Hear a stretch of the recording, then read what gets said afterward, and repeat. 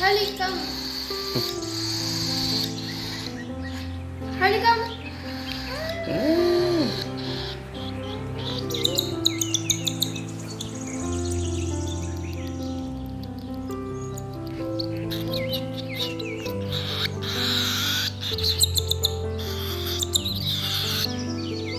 Harlie, come.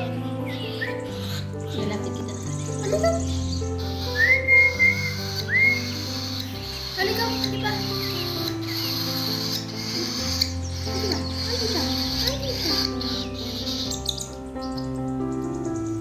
Magtitimpla tayo ngayon ng pagkain ng ibon. So, mga ingredients natin na gagamitin ay CERELAC, yung mixed vegetable and soya. Tapos, chick booster or baby stag booster. So, dahil ito ay malalaki, gagawin natin ay i-grind natin.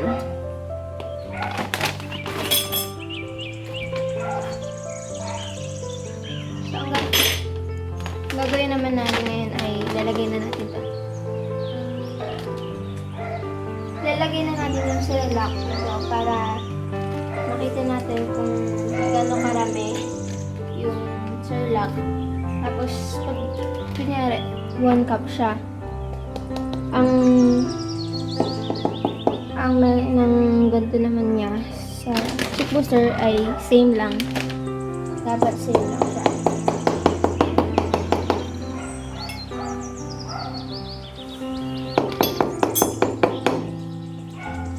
So, yan.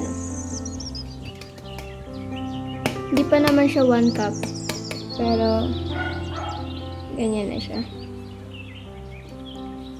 Tapos, lalagay na natin. So, bago natin yung chick booster ay same measure lang dito.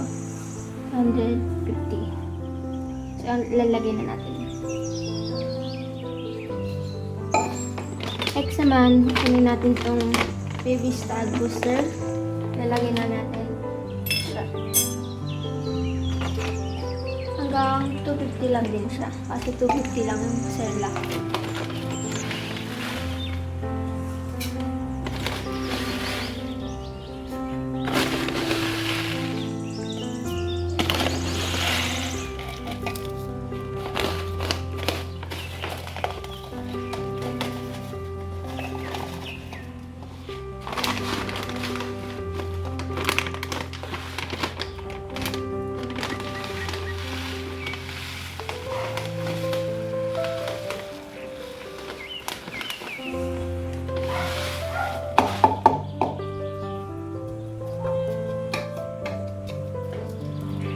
So, kulang pa siya.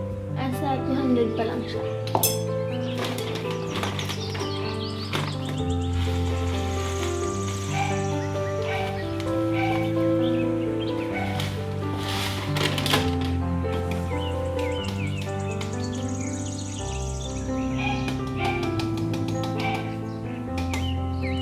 So, kulang pa rin. Yan, 250 na yung ano niya. Tapos lalagyan natin.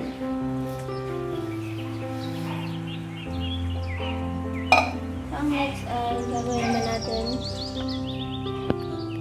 I-grind na natin siya.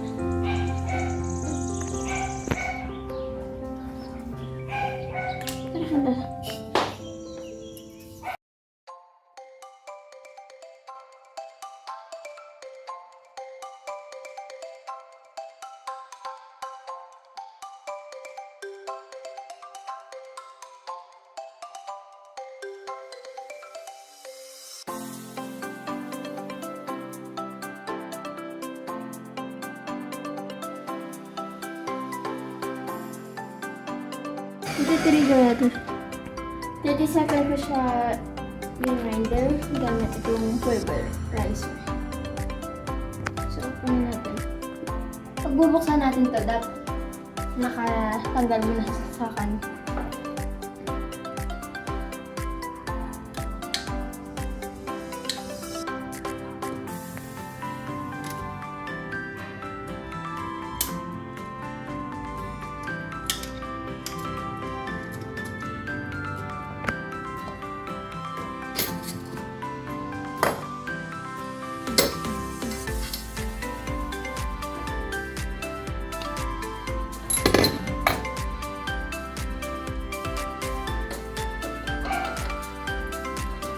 Ayan na, grinder na natin. Na-mix na yung chick booster and CERELAC. So, ito na yung result niya. Ito ay galing sa chick booster and CERELAC. Pwede na natin to ipakain sa ibon. Ready for mixing na siya. Mas madali niya ipakain kasi hindi na malalaki ang chick booster. Hindi ka na magtitimpa palagi pag magpapakain ka.